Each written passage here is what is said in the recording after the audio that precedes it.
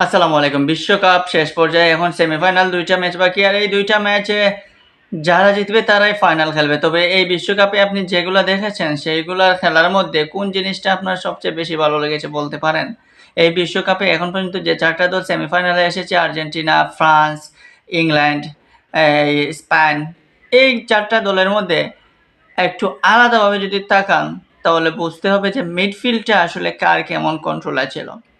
যদি মিডফিল্ড নিয়ে কথা বলেন তাহলে আমার কাছে মনে হয় ডিক্লান রাইস এবং জুড বেলিংহামই হচ্ছে এই বিশ্বকাপের সেরা মিডফিল্ড জুটি। ডিক্লান রাইস এবং এই জুড বেলিংহাম ইংল্যান্ডের হয়ে যে পারফরমেন্স দেখালেন এখন পর্যন্ত, বেলিংহাম তো ৬টা গোল দিয়ে দিয়েছেন, একটা অ্যাসিস্ট করে ফেলেছেন। এইরকম মিডফিল্ডার যদি একটা দলে থাকে তাহলে হয়তো প্রতিপক্ষের জন্য খুবই কঠিন একটা মুহূর্ত যায়। সো এই মুহূর্তটা তৈরি করেছে ইংল্যান্ড। ১৯৬৬ বিশ্বকাপ জয়ের পর ইংল্যান্ডকে অধারাবাহিকভাবে আমরা দেখেছি, কখনোই তারা সেই বড় সাফল্য পায় নাই, কোনো বিশ্বকাপ ট্রফিও নাই। এই ১৯৬৬ সালের পরে ফাইনাল পর্যন্ত ঠিকঠাকভাবে খেলতে পারে না। সেই ইংল্যান্ড এবার স্বপ্ন দেখছে, এবার স্বপ্ন দেখছে চ্যাম্পিয়ন হওয়ার, এবং সেটা সেমিফাইনালে মোকাবেলা করবে আর্জেন্টিনার। কেন যে আমি বললাম যে এই জুডে বেলিংহাম এবং এই ডিক্লান রাইসের কথা, কারণ ইংল্যান্ড দল যতটুকু খেলেছে এখন পর্যন্ত আপনি স্ট্রাইকিং প্রান্তে হ্যারি কেইন ব্যতীত আর কোনো স্ট্রাইকারই তেমন ভালো পারফরমেন্স দেখাতে পারে না। রাশফোর্ড ফার্স্টে একটা ম্যাচ খেলেছেন, রাশফোর্ডের উপর তেমন আস্থাও দেখান না কোচ, বা রাশফোর্ড যে ধরনের পারফরমেন্স দেখানোর কথা সেই পারফরমেন্স না দেখানোর ফলে কোয়ার্টার ফাইনালে একটা মিনিট খেলারও সুযোগ পান নাই। এই জুডে বেলিংহাম তার দারুণ একটা ফর্ম যাচ্ছে। ইনজুরি ছিলেন, ইনজুরি আক্রান্ত হওয়ার পর ইনজুরিতে ফিরে রিয়াল মাদ্রিদের হয়ে তেমন ভালো পারফরমেন্স করতে পারছিলেন না। মনে হয়েছিল যে আসলে বেলিংহাম হয়তো শেষ, এই বেলিংহামকে দিয়ে কিছুই হবে না, মিডফিল্ডের জন্য বেলিংহাম যোগ্য না। কিন্তু সেই বেলিংহাম এবার বিশ্বকাপে দেখালেন তার ম্যাজিক। ৬টা গোল, একটা অ্যাসিস্ট। কে পারবে এমন পারফরমেন্স করতে যখন মিডফিল্ডার এইরকম পারফরমেন্স করে? সেই সাথে ডিক্লান রাইসের সাথে তার যে জুটিটা এবং অ্যান্ডারসনের সাথে তার যে জুটিটা, ওই জুটিগুলাই কিন্তু ইংল্যান্ডকে শক্তিশালী করেছে। ইংল্যান্ডের মিডফিল্ড এই মুহূর্তে দেখতে হবে সেরা।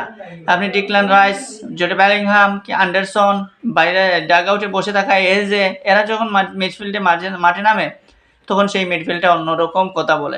তখন সেই মিডফিল্ডে আলাদা একটা সাহস হয়ে যায়, এবং সেই সাহসটা দেখিয়েছে ইংল্যান্ড এখন পর্যন্ত। আরও মিডফিল্ডার যারা যদি খুঁজেন তাহলে হয়তো আপনি ফ্রান্সের মিডফিল্ডার দেখতে পারেন, দারুণ কন্ট্রোল ফুটবল খেলতেছে, কিংবা স্পেনের মিডফিল্ডও ভালো খেলতেছে, আর্জেন্টিনার মিডফিল্ডও আহামরি এত খারাপ না, মোটামুটি ভালো খেলতেছে। কিন্তু সকল কিছু বিবেচনা করলে এই মুহূর্তে সেরা মিডফিল্ড অ্যাটাক ইংল্যান্ডের এই মিডফিল্ডাররা যেভাবে গোল বের করতেছে, যেভাবে ম্যাচ বের করতেছে, ওই রকম ফ্রান্সের মিডফিল্ডাররা বের করে আনতে পারে না। ফ্রান্সের ভালো স্ট্রাইকার রয়েছে, এমবাপ্পে, অলিসে, ডেম্বেলে, ওরাই কিন্তু ম্যাচ জিতাচ্ছে। স্পেনের ঠিক তদ্রুপ। স্পেনের ডিফেন্স লাইন ভালো খেলতেছে, ডিফেন্স লাইনের সাথে স্ট্রাইকাররা যারা রয়েছে তারা সুযোগ বুঝে কাজ ঠিক করতে পারতেছে বলে জিততেছে। আর্জেন্টিনা যদি দেখেন, আর্জেন্টিনারও সেই ঘুরে ফিরে Lionel Messi, Alvarez Martinez, Lautaro Martinez ওরাই গোল দিল, এরাই কিন্তু ম্যাচ জেতালো। কিন্তু মিডফিল্ডের অবদান কখনো পেয়েছেন ওই দলগুলোর কাছ থেকে?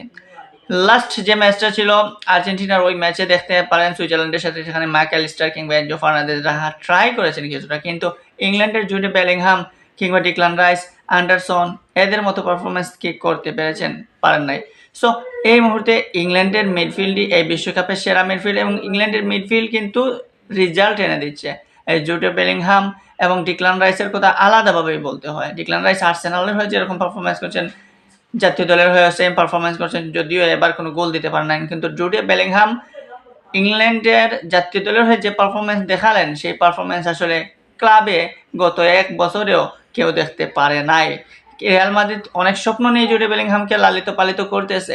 আসলে সামনের দিকে জুডে বেলিংহাম কতটুকু সার্ভিস দিতে পারবেন রিয়াল মাদ্রিদকে সেটা না হয় পরেই দেখলাম, কিন্তু এই মুহূর্তে বিশ্বকাপের জন্য ইংল্যান্ডের হয়ে যে সার্ভিস দিলেন সেটা আসলে ইংলিশরা কখনোই বলতে পারবে না। সো আমি মনে করি যে এই বিশ্বকাপের সেরা মিডফিল্ড জুটি হচ্ছে ডিক্লান রাইস, অ্যান্ডারসন এবং এই জুডে বেলিংহামের যে জুটিটা, সেটাই।